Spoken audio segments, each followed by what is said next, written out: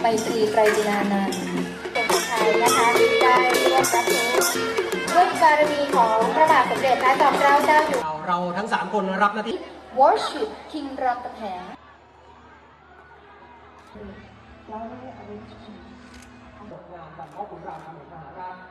ยินดีและเป็นเกียรติอยากจะนำเรียนข้อมูล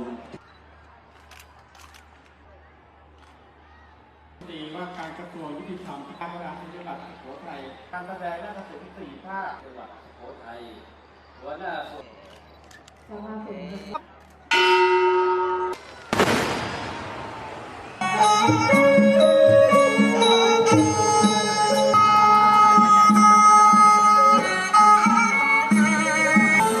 ทรงพระนามพระบาทกมรเตงตัน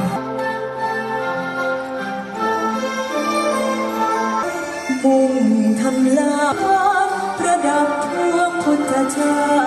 ติ